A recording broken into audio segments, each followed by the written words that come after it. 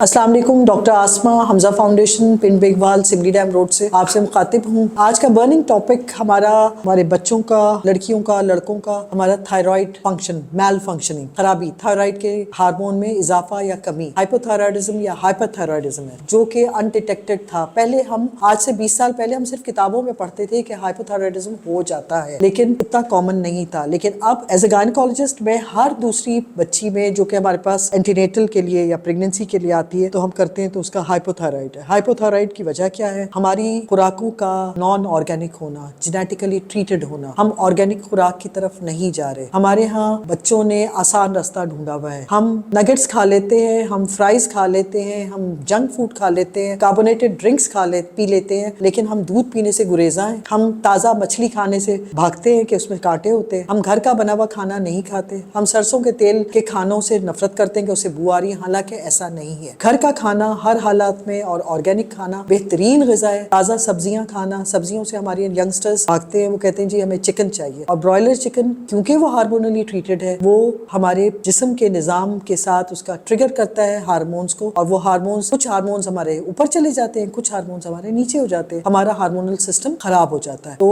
Thyroid का हर वो माँ जो कि थायराइड की शिकार है, थायराइड मैल फंक्शनिंग का, हाइपोथायराइड या हाइपर थायराइड है, वो अपने तमाम बच्चों का टेस्ट करवाए। और हम उन माओं के लिए जो कि ड्यूरिंग प्रेगनेंसी इसका उनको डायग्नोज होता है, हम उनको कह देते हैं कि अपना बच्चा पैदा होते ही विदिन 7 दिन के अंदर वो TSH करवाए, और उसके बाद साल 2 साल बाद जब बच्चा भागने दौड़ने लगता है तो उसके बाद फिर एक करवाए और एक टीन एजेस में करवाए, क्योंकि चांसेस यही होते हैं जिन माओं की थायराइड फंक्शन खराब होता है उनके बच्चे के भी होते हैं। और थायराइड फंक्शन का नुकसान क्या है? ग्रोथ रेट कम हो जाता है, बच्चों की हाइट्स नहीं बढ़ती, बच्चों के मसाइल बढ़ते हैं, बच्चों की परवरिश अच्छी नहीं होती, मतलब वो खाते पीते लगते हैं लेकिन वो सूखे और कमजोर से बच्चे होते हैं और चिड़चिड़े होते हैं, और माएँ भी वो चिड़चिड़ी होती हैं। तो इसलिए थायराइड का टेस्ट एक दफा जरूर होना चाहिए साल में। एक आम आदमी को भी साल में एक दफा करना चाहिए, क्योंकि हम किसी ना किसी तरीके से गंदा खाना खा रहे हैं। किसी शादी में हम जाते हैं, वहाँ पे हमें नहीं पता होता वो चिकन बेचारा जिंदा था, हलाल हुआ था, या मुर्दा बकौल